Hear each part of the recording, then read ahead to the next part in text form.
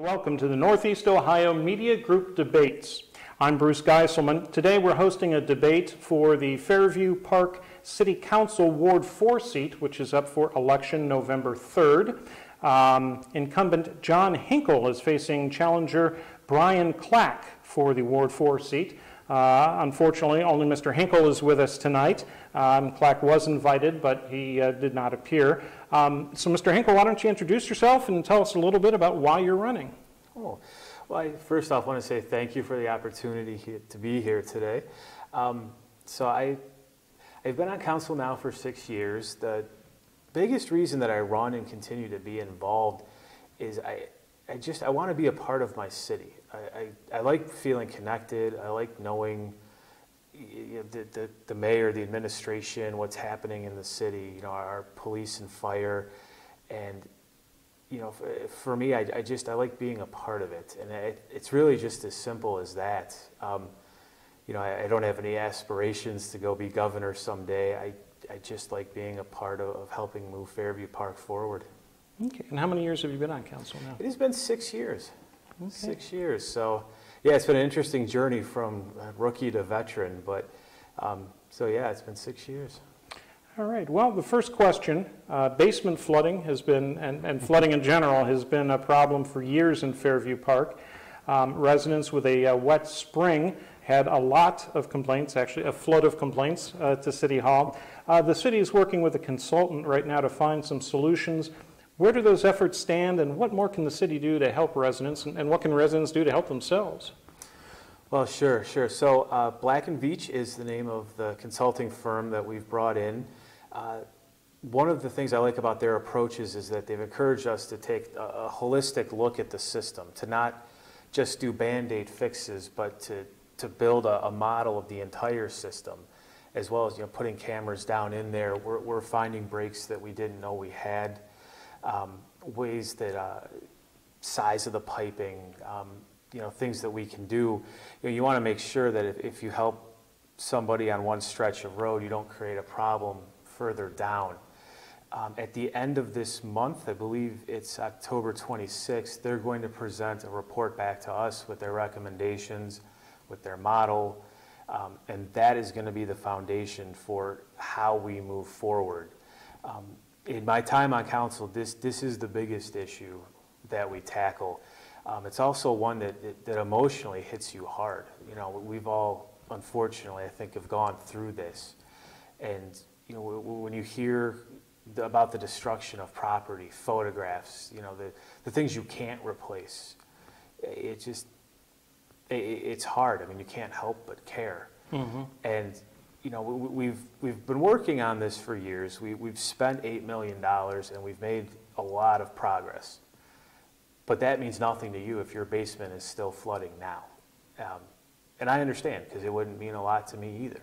So I was excited when the city moved with Black & Veatch, because that was the first holistic look. We have there's 52 miles of road in Fairview Park, which means there's 104 miles of piping under the streets. You can't possibly rip up and repair.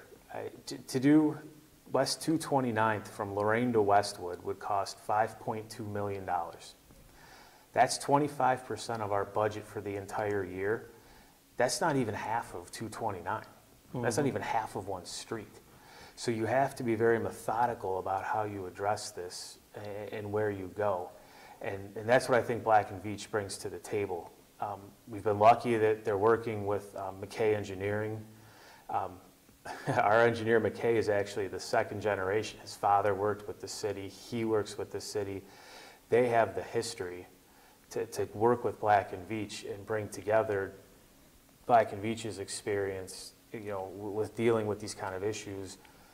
But then the Fairview Park experience comes in with McKay Engineering. So we're definitely looking forward to moving on this. I mean, to me, it's the #1 priority.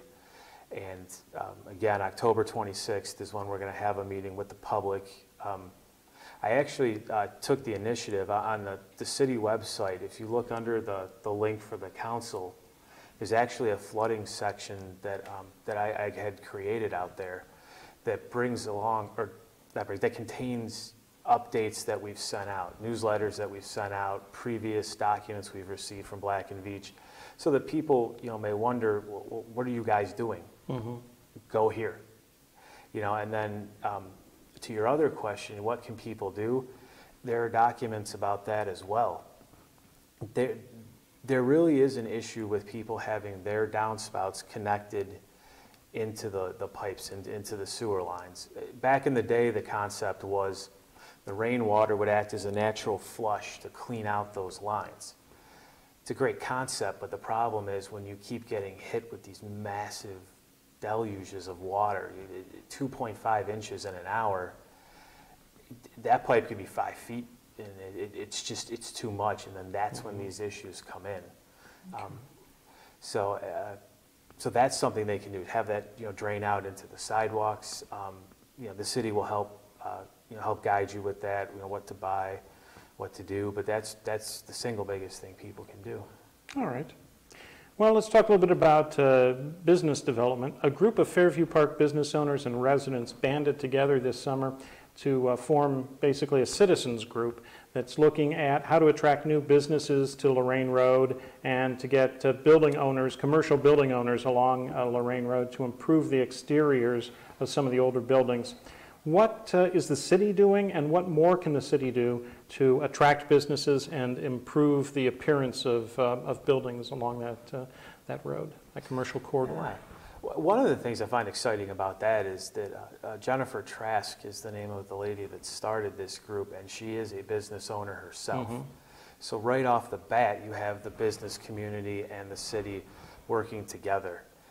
There is a storefront renovation program through Cuyahoga County that can help defray costs up to $20,000 for doors, windows, the facing, signs, the remodeling of the building. So that's more the here and now to try to dress it up and to make it look better, which I think has a big impact. It's not the only step to take, but if a few people start to show pride, it can kind of have a snowball effect.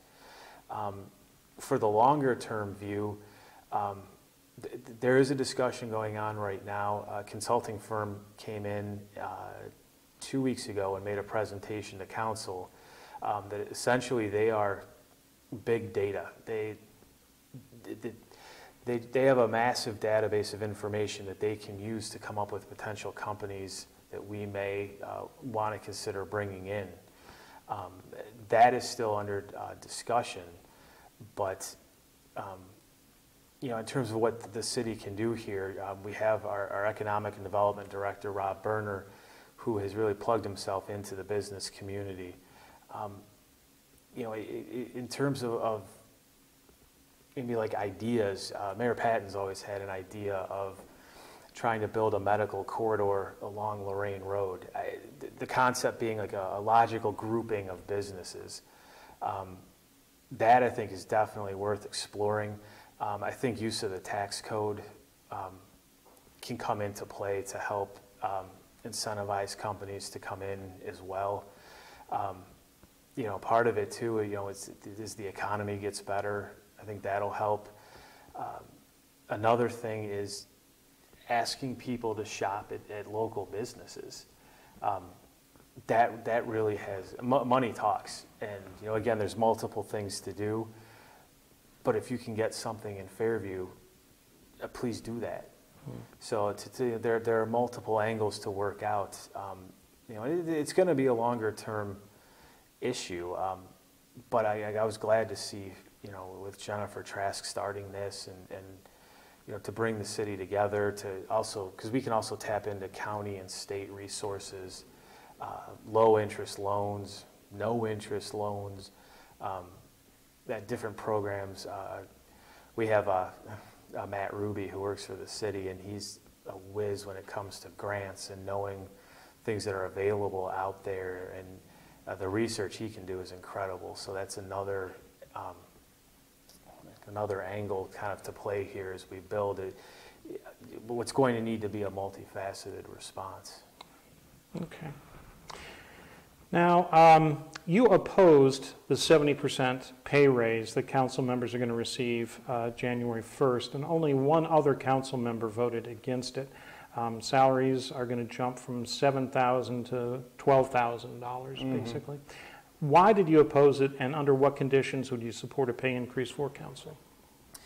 The reason that I voted no is I just felt I couldn't look all the city workers in the eye. They're trying to get 2%. They're fighting to maybe get 2.2, and I'm going to give myself 70. I couldn't do it. I couldn't do it. You know, this is a part-time job. I mean, I'm proud of what I do here, but this is a part-time job. You know, and you know, for our full-timers to only get 2%, that I just felt I couldn't look them in the eye. I mean, it was really just that simple. And that was really the crux of why I voted no. Okay. You know, how to handle it in the future. For me, I've always thought index it to inflation. Take the debate out of it, because then it becomes just a numbers discussion. There's no emotion. There's no arguing over whether someone's worth more or less. You just index it to inflation. To me, is how I would handle it. Okay. And I'm assuming that the reason the other council members that they gave to support it is because it had been quite a while since council had received a prior pay raise. How long had it been? You know, it had been, I'd been on council 6 years, and the salary was the same. So it's at least 6 years. Okay. So I mean, it had been a while. I mean, I was certainly in favor of a raise. What I did when we were talking about raising the mayor's salary, which we did, the way I came to my number was I looked at how many years it had been, what was inflation over that period, times her salary, and I said, well, that's what we should raise it to. Now, to her credit, she said, no, that's too much, but at least it was an unemotional starting point for a discussion. Okay. And I did the same thing for council, and I'm sorry, I'm blanking on the exact percentage, but it was a whole lot less than 70. So. Okay. Well, Brick House Partners recently built a new townhouse development on Lorraine Road, and that brought what Mayor Eileen Patton said is a new type of housing to the city. What can the city do to try to better diversify and modernize its housing stock? And do you want to get more townhouse developments like this, or would that affect the character of Fairview Park? You know, I do want to protect the character of Fairview Park. There really is a community feel to it. There's certain architectural styles that you see. I guess I want both. You know, I want to see the development where it makes sense, but I do think we need to take into effect, you know, how is that going to affect the look and feel of our town. I mean, I was happy that Brick House made, you know, what was a 8-figure investment in Fairview Park. I mean, what it's going to do to the property values, which will greatly help the schools, who receive 70% of all the property taxes that are paid. The salaries of the folks that can afford a $350,000 to $450,000 townhouse will definitely help with income collection. So I'm happy to see that. You know, you will see throughout the city times where old homes might be torn down. And, you know, I think that there are instances where, you know, it would make sense, you know, to have development in those spaces. But again, I do think character is something that it's incumbent on us to protect. I'm not fond of blank checks, but, you know, at the same time, I think there's a middle ground. Okay. Well, with the help of a $20,000 grant, Fairview Park is going to launch a pilot program installing dash cams in 2 police cruisers. Do you support the use of dash cams, and what about body cameras for police officers? I do support both dash cams and body cams. I think it's in everybody's interest to have the facts of what happened, not an interpretation, not an emotional story. To just, you have the audio, you have the video, and you can see that for yourself.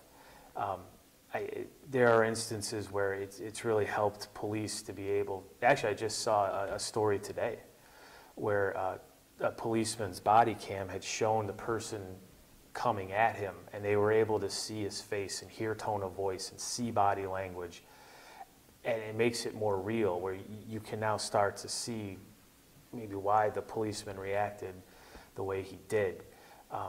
As well as, for traffic as well, it can really speak to the conditions that, people were under. Or conversely, if someone gets pulled over and they're being polite, that also is going to come through on the camera as well. So for me, yes, I'm in favor of both. I would support legislation for both, and I was glad that we were able to secure that $20,000 grant. Okay. Would it depend on getting grant money, though, in order to pay for this?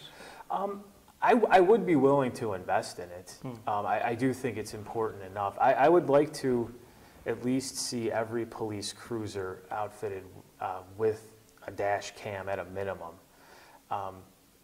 I would have to do a little bit more research on body cams because I don't know their cost. But I would like to see over maybe a 3 to 5 year period where we might ramp up to a point where everyone has one. But with budget constraints, I would choose the dash cams first, get the cars outfitted, and then take it from there. Okay. Well, you spearheaded a program to offer autism awareness training for Fairview Park's first responders. Why did you think that was important, and are there other programs you'd like to see started for police, firefighters, and EMTs in terms of training? Yes. So that one was a personal mission. So I'm very proud of my 10-year-old son, and he has autism. And one of the issues that comes with that is they don't act, autistic kids don't act the way they're supposed to act.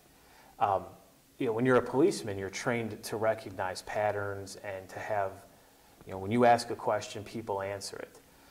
If you ask my son what's his name, he might tell you Mario because he likes Mario Kart. Eye contact can be an issue.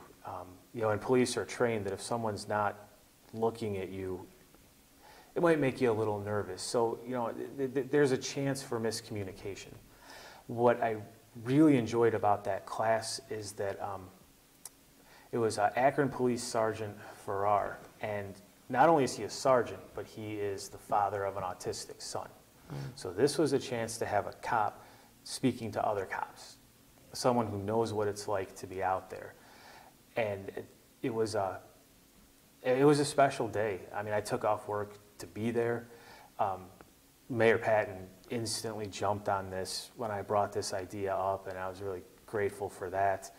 We had police officers from 5 different cities show up, and coincidentally, maybe 10 days later, there was an issue on a bridge in Fairview, and they were able to recognize that this girl was autistic. That had an effect. Sergeant Farrar told a quick story about 2 men were in a backyard screaming and yelling. One had a knife. The Akron police officers came up. They saw the Autism Speaks puzzle piece on the door. So then they realized, okay, well, this is a little bit different. They go in the backyard and they said, "You, give me that knife." Okay. And the guy just handed over the knife. Well, that could have ended a number of different ways. But because they'd had that training, they recognized the situation. And at the end of the day, I mean, the police must protect themselves. They need to go home at night. But, that situation didn't get out of hand because they had the training to realize, to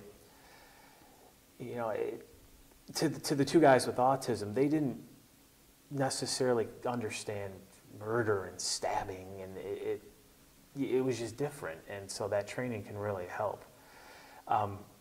In terms of things I'd like to do in the future, I would really like to do an adapted safety town.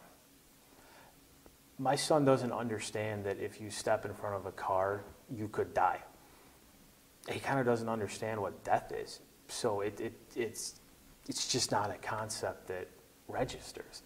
And that's very common among autistic kids, that they've never gone through Safety Town, that they don't get those basics. That's something it would be a combination of working with a rec director, our police chief, and a special needs teacher from the school district in order to bring that program together. You know, we already have, of course, a Safety Town program, but to adapt it, you know, and that's something we've talked up. We have even people from Rocky River and Bay Village that would be interested in bringing their kids to it. Mm-hmm. So that's something I'd like to do for the future. But I was grateful to, you know, to our police chief and the mayor for being open to all of this and to help get this going. All right. Now, aside from flooding, what is the biggest issue facing Ward 4 and how can it be addressed?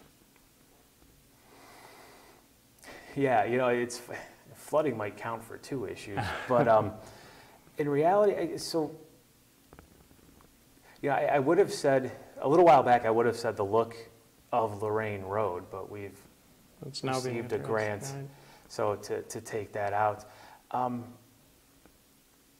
I think I guess 2 things come to mind would be roads and taxes. Now, I know taxes affect everybody, but well, let me start with roads first. You know, we have a good roads program, and we're proud of that.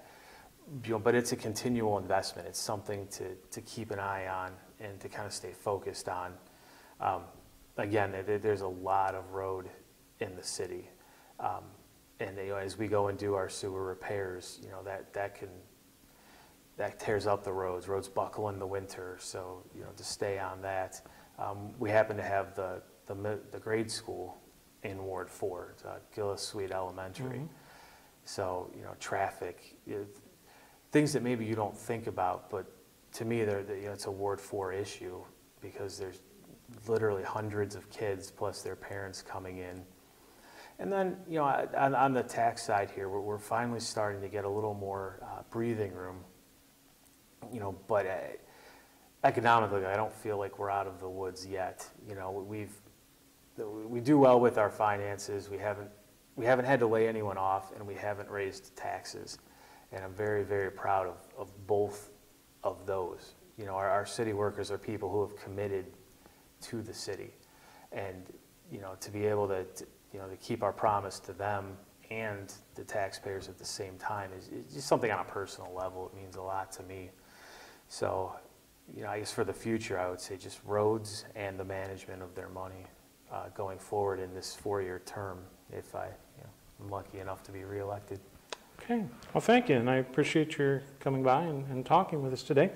That's about all that we have time for. Please check back to cleveland.com to read stories about the debates that we're holding, issues and candidates for the upcoming election. And early voting starts October 6th. Thank you for joining us.